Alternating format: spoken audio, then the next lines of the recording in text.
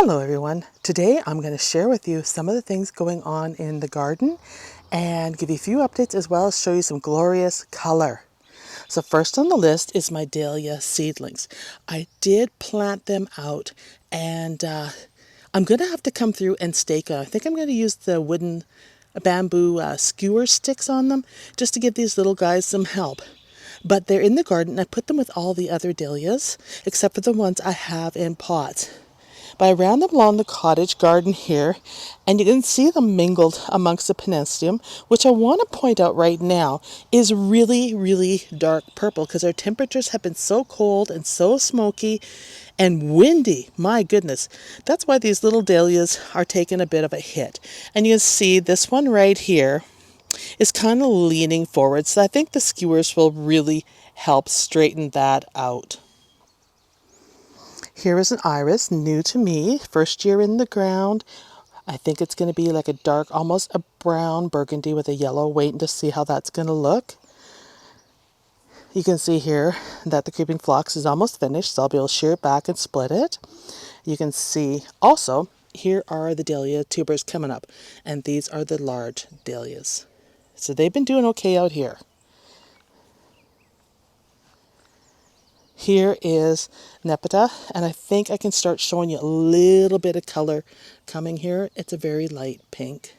And this plant, once it's done blooming, I will shear it back and split it. Because I think if I look down into the center here, you can see that there's lots of shoots there, and it's definitely going to be able to split that.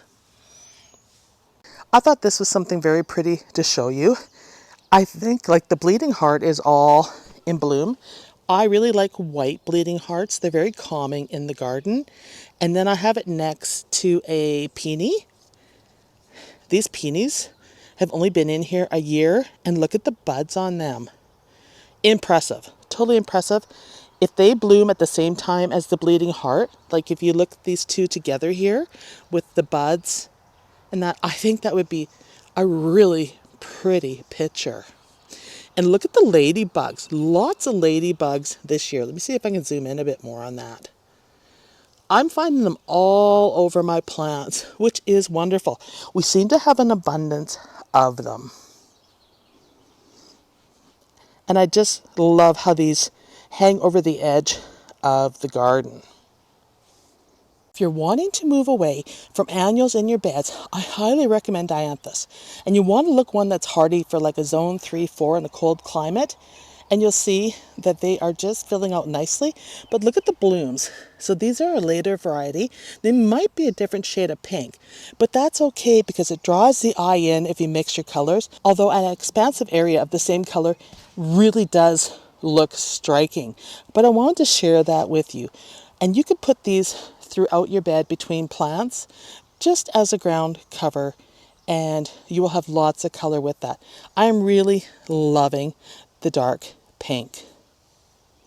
These are combines that have grown from seed, and you guys, I just go in and I scatter the seed across the bed, and usually in a certain spot. These I put in front because you cut them back and they usually only bloom once, but I think they're very sweet. Pollinators are loving them. Look at that little bloom. And these are more of a double. Very cute. And I let them do their thing. If they want to spread to other parts of the garden, go for it, because they're just so sweet and so delicate that they fit in anywhere in the bed, even if they're taller than other areas of your garden here. Like the hostas are lower here than the combine, but still very striking. And ignore the fire hydrant. We got to get that painted up this year. It's not an active fire hydrant.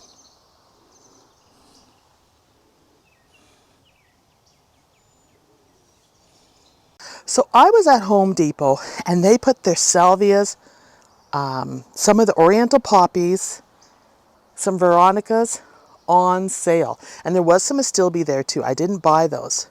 But you can see here, I got some of these. And let me show you what I got. So we're looking at here, this is the flowering white Veronica. You can see it's going to go into bloom. Yes, it hasn't been looked after properly because we've got the leaves looking like that, but $3. $3 for that plant. Same with these. This is the ice blue salvia here. This is the pink, which is really nice. They had oriental poppies on for $3. This is the royal wedding. I don't have any of this in my gardens. This is the white and black. Once again, carrying on with adding more white to the garden. I think this should be really pretty. I don't think we'll get any blooms off of it this year, but you never know. It's been cut back hard. I'm assuming it's already bloomed, but there was a lot of pots like this, and Home Depot had cut them back already. So I'm just going to put them in the garden in various spots. But this is part of my goal here, is to move toward more perennials and less annuals in the flower beds. And salvias are a great one because they're going to attract the pollinators. They're coming in a variety of colors here, like this blue, or almost a lavender, is very, very light. There are dark purples as well I have in the garden, but my favorite, of course, is the pinks. And this is a darker pink here, and they call this a neon pink. But there is also a light pink. Let me see. I think there's one right back here. Yeah. So here is the light pink. You can see it there. And it is called, well, actually, it's a light pink, but it's called ice blue. And that is not the ice blue. That is the ice blue. So there is a light pink to get. And ignore my bird bath here because that is a project that I'm going to do today, is get that cleaned up and placed. I'm going to go with a shabby chic look on it, but I'm going to scrub the heck out of it. Okay, these are the proven winners salvias here. I did a second trip. I know you guys, plant addict, I confess, and I got some of these. And these are all ready to bloom. Look at the shoots on these. These were $5 a container, and this is the Magic Show. I said salvia. I lied. This is the Magic Show Veronica, which is even better than salvia. I love Veronicas compared to salvias. We are looking at here, zone 48, minus 35 Celsius. They're going to medium 14 to 16 inches, and they're going to spread to a max of 22. These are basically no work plants. You just shear them back when they're done blooming, and they will come again and shear them almost to the ground for winter. Here are more of the oriental poppies in here. You can see them. This is white, but I think I got some pink as well in here. Pink with the black center. I also found, and this was from Dutch Growers, I got the white creeping phlox, goldy phlox. They're just little plants, but I thought, you know what, I wanted to start some of these in the garden to have a nice drift amongst the pinks and lavenders for calming effect. These were $7.99, and they are a bit pricey, but I can't find them anywhere else. I also picked up one of my favorites, the dark orange yarrow, and this I find at Home Depot. These were $8.99. Look at the buds on them, glorious.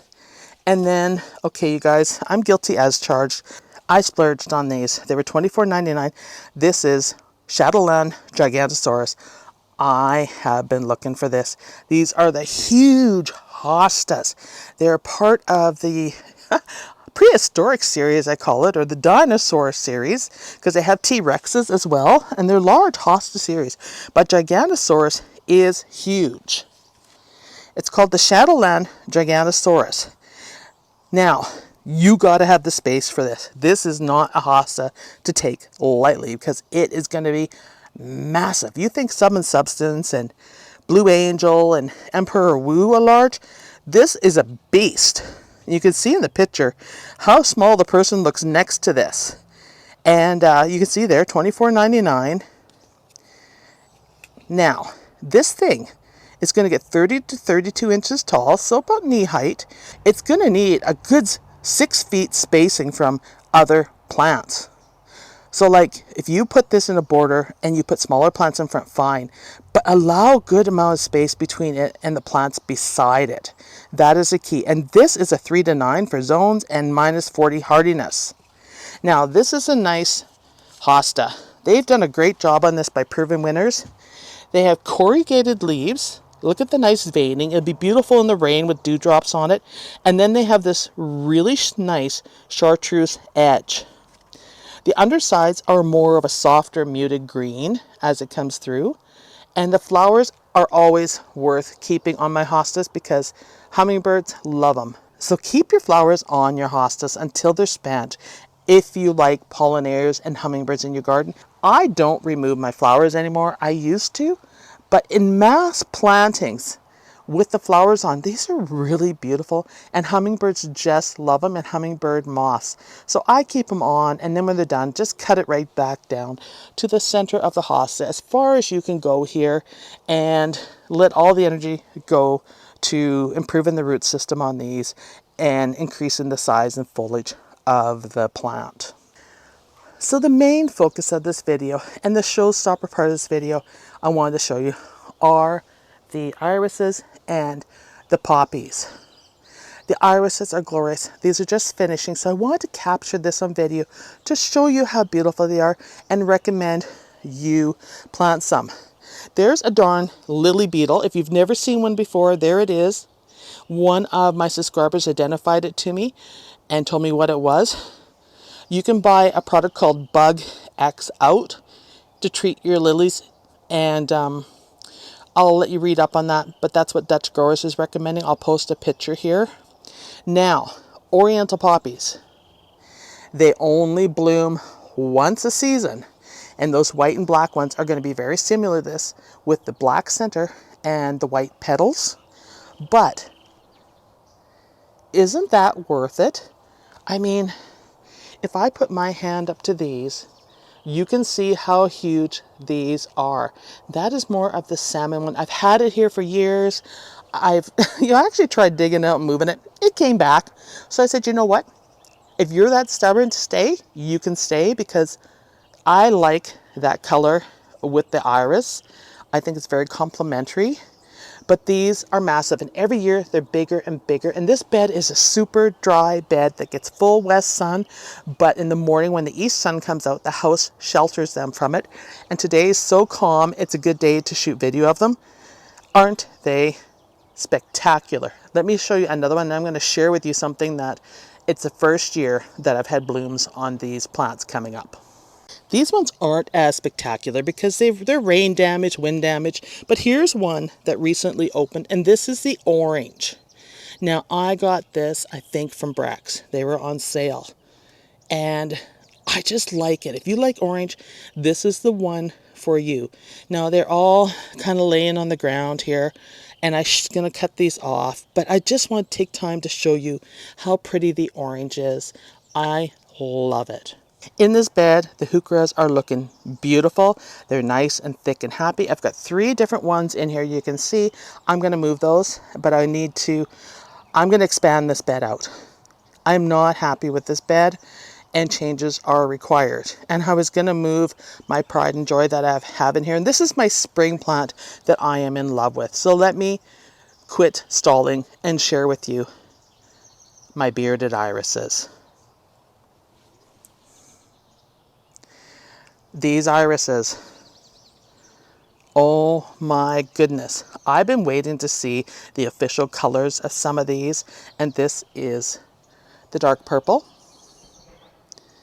This one is more fresh for recently opening.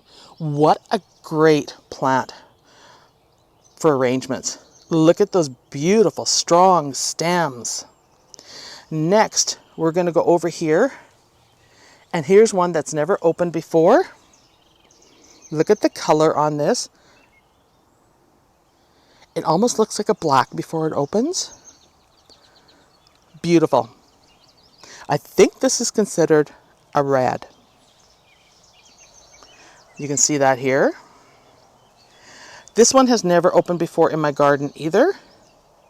This has been a good year for irises. How beautiful they are.